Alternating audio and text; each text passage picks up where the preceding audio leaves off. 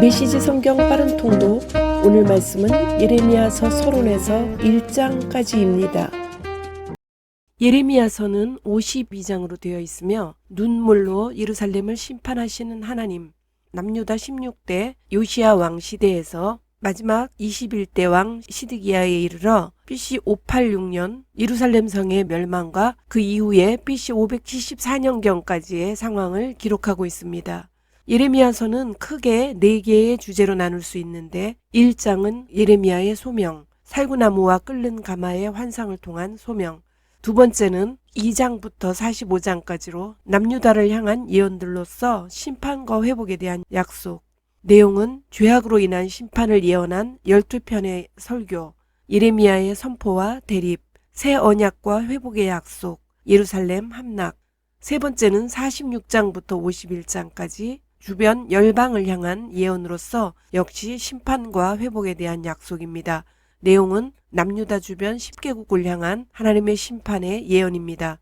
마지막 네 번째 주제는 52장으로서 바벨론에 의한 예루살렘의 멸망의 모습으로 예레미야의 예언에 대한 결과입니다. 내용은 시드기야의 배반과 죽음, 파괴된 예루살렘 성. 예레미야 서론. 예레미야의 삶과 그가 쓴 책은 둘로 나뉠 수 없는 하나다.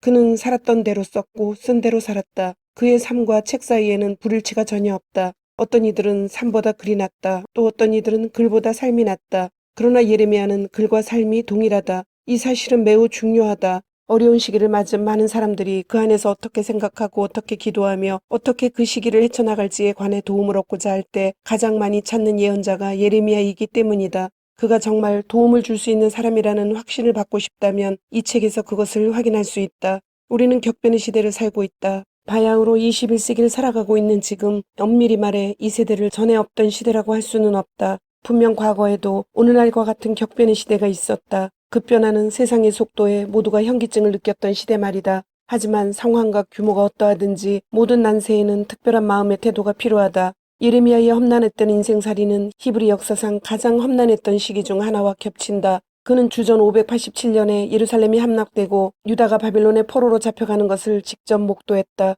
일어날 수 있는 최악의 상황이 모두 일어났던 시기였다. 예레미야는 이 험악한 소용돌이 한가운데서 끝까지 견디어냈다. 기도하고 설교하면서 고초당하고 맞서 싸우면서 글을 쓰고 믿음을 지키면서 말이다. 그는 외부에서 오는 폭풍 같은 공격과 내면에서 치솟는 불같은 의심에 시달려야 했다. 피로와 의심과 조롱은 몸과 마음과 감정을 극한까지 내몰았다. 그러나 그는 이 모든 것과 고토하며 자신을 둘러싼 모든 것을 장엄하게 글로 담아냈다. 하나님, 주께서 저를 이렇게 만드셨으니 저는 따를 수밖에 없습니다. 저는 주님을 이길 수 없습니다. 저는 이제 공개적인 놀림감이 되었습니다. 모든 자들이 저를 놀려댑니다. 저는 입을 열 때마다 살인이다, 강탈이다 하고 외칩니다. 그런데 하나님의 경고의 말씀을 그렇게 외쳐서 제가 얻는 것은 모욕과 멸시가 전부입니다. 그러나 이제 그만 더 이상은 하나님의 메시지를 전하지 않으리라 하고 마음먹으면 말씀이 제 뱃속에서 불처럼 타오르며 뼛속까지 태웁니다. 참아보려고 했지만 이제 지쳤습니다. 더는 견딜 수 없습니다. 제 등 뒤에서 수군대는 소리가 들려옵니다. 저기 사면초가 운운했던 자다. 저자를 잡아라. 신고하여라. 전에 친구였던 자들이 지금은 제가 바닥에 꼬꾸라지기만을 기다립니다. 뭐든지 하나만 걸려봐라. 영원히 없애줄 테니. 그러나 하나님, 실로 맹렬한 전사이신 주께서 제 편이십니다. 저를 쫓는 자들은 모두 대자로 쭉 뽑게 될 것입니다. 어릿광대처럼 제 발에 걸려 넘어져 땅에 뒹굴며 우스꽝스러운 장면을 연출할 것입니다. 오 만군의 하나님, 누구도 주님을 우롱하지 못합니다. 주께서는 모든 자를 모든 것을 꿰뚫어 보십니다. 저는 그들이 행한 그대로 되갚음 받는 것을 보고 싶습니다. 주님께 제 송사를 맡겨드립니다. 하나님께 노래 불러라. 하나님을 찬양하여라. 그분은 악인들의 소나기에서 약자를 건지시는 분이다. 예레미야 20장 7절에서 13절. 여러분이 믿고 의지하던 모든 것이 산상조각 나버리는 상황을 맞게 된다면 어떠하겠는가? 때때로 우리는 하나님께 기대했던 것과 정반대되는 상황을 개인적으로나 공동체적으로 경험하게 된다. 그럴 때 우리는 그 재난을 통해 그동안 상상했거나 바라던 하나님이 아닌 진짜 하나님을 만나고 그 과정에서 근본적으로 달라지는가? 아니면 하나님을 헌신짝 버리듯 내버리게 되는가? 그것도 아니라면 거기에서 더 무너져 이미 붕괴된 신념체계나 환상을 놓지 않으려고 한사코 고집을 부리는가? 격변의 시대를 사는 사람은 앞서 그것을 경험한 이들에게서 도움을 얻고자 한다. 그들이 어떤 일을 겪었는지 어떻게 그것을 견뎌냈는지 배우고 싶어 한다. 은혜에 힘입어 격변의 시기를 견디고 살아남은 이를 찾을 때면 흔히 사람들은 예레미야를 떠올린다. 그리고 참되고 정직하며 하나님의 길을 보여주는 그를 길동무 삼아 그와 함께 고통의 시간을 건넌다. 예레미야를 통해 우리는 어떤 상황에도 하나님은 나는 너를 사랑하지 않은 적이 없고 앞으로도 그럴 것이다 라고 말씀하시는 분임을 알고 평안할 수 있다. 예레미야 31장 3절. 예레미야 개요. 눈물로 예루살렘을 심판하시는 하나님.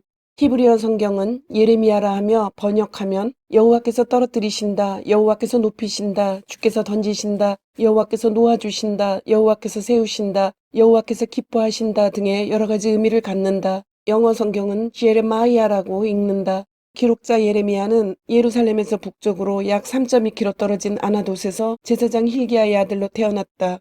예레미야는 BC 627년경 요시야 13년 요시야 2차 개혁 5년 전에 선지자로 소명을 받아 시드기야 11년까지의 40년 동안과 13년의 애굽 사역을 했으며 하나님의 명령에 의해 독신으로 살았다. 16장 1절 4절. 예레미야는 하나님과의 언약을 깨뜨린 남유다를 향하여 임박한 심판을 선포하였다. 그러나 예레미야의 눈물의 사역에도 불구하고 이스라엘 백성 중에 그의 말에 귀 기울이는 자가 없었다. 예레미야는 자신이 예언한 대로 예루살렘과 성전이 바벨론에 의해 파괴되는 것을 지켜보았고 바벨론으로 끌려가던 중 석방되어 예루살렘으로 돌아왔다. 후에 애굽으로 끌려가 그곳에서 죽은 것으로 알려져 있다. 동시대 선지자로는 여선지자 훌다, 하박국, 스바냐, 에스겔, 다니엘, 나훔, 오버데아 등이 활동하였다. 주께서 던지신다라는 예레미야의 이름은 그의 사역을 대변해준다. 하나님께서는 10장 18절에 보라 내가 이 땅에 사는 자를 이번에는 내던질 것이라 그들을 괴롭게 하여 깨닫게 하리라고 말씀하고 있다. 하나님께서는 예레미야의 이름처럼 우상 숭배를 중심으로 언약을 지키지 않을 뿐 아니라 선지자들을 통해 계속 전해지는 교훈과 경고를 무시하는 남유다를 멀리 던져버리는 심판을 하실 것이다. 이 고통의 경험을 통해 남유다 백성들이 하나님을 알게 하실 것이다. 곧 예레미야는 그의 이름에서부터 훈계의 방편으로 어쩔 수 없이 심판하게 되는 하나님의 안타까운 마음과 계획을 알리며 사역을 시작한다.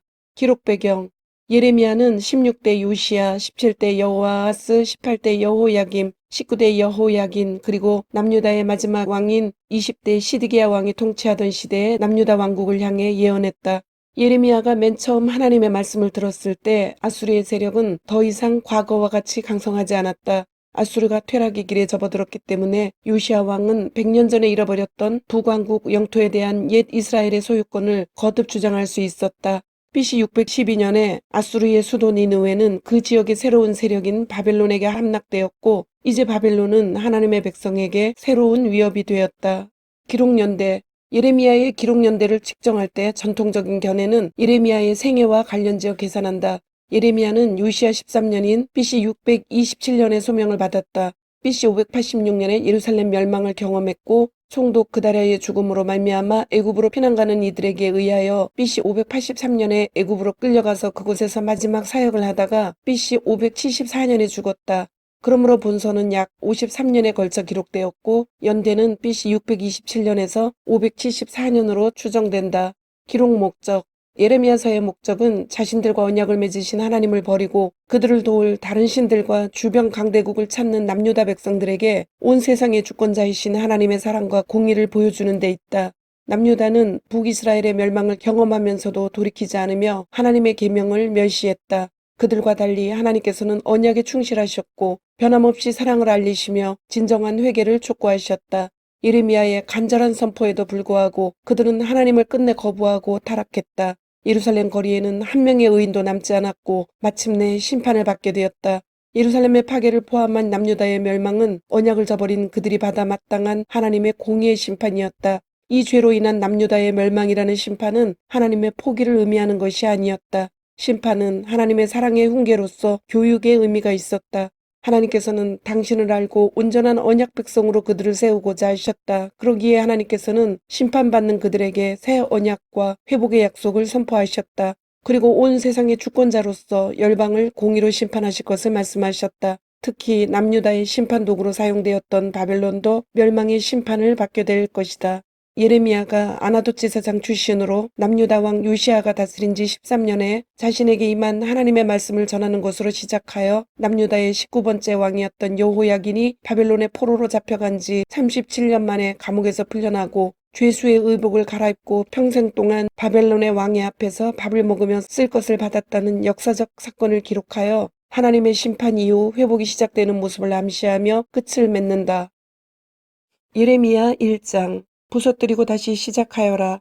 베냐민 땅 아나돗의 제사장 가문 hil기야의 아들 예레미야의 메시지다. 아모스의 아들 요시야가 유다를 다스린 지 13년째 되던 해에 하나님의 메시지가 그에게 임했다. 그 메시지는 요시야의 아들 여호야김이 유다의 왕으로 있던 동안 계속 임했고, 요시야의 아들 시드기야가 11년 곧 예루살렘이 포로로 잡혀가게 된 해의 5째 달이 되기까지 계속해서 임했다. 하나님께서 말씀하셨다. 너를 모태에서 빚기 전부터 나는 이미 너를 알고 있었다. 내가 태어나 햇빛을 보기 전부터 이미 너에 대한 거룩한 계획을 세워두었다. 나는 너를 문 민족에게 보낼 예언자로 세우려는 뜻을 품었다. 그러나 내가 말했다. 주 하나님, 저를 보십시오. 저는 아직 아무것도 모르는 어린아이에 불과합니다. 하나님께서 내게 말씀하셨다. 어린아이에 불과하다니 그런 소리 하지 마라. 너는 내가 가라고 하는 곳에 가면 된다. 내가 말하라고 하는 것을 말하면 된다. 전혀 두려워할 것 없다. 내가 바로 곁에서 너를 지켜줄 것이다. 하나님께서 손을 내밀어 내 입에 대고 말씀하셨다. 보아라, 내가 방금 너의 입속에 나의 말을 넣어주었다. 내가 손수 넣어주었다. 내가 한 일을 보고 있느냐? 나는 네가 문민족과 통치자들에게 가서 해야 할 일을 주었다. 오늘은 너에게 기념비적인 날이다.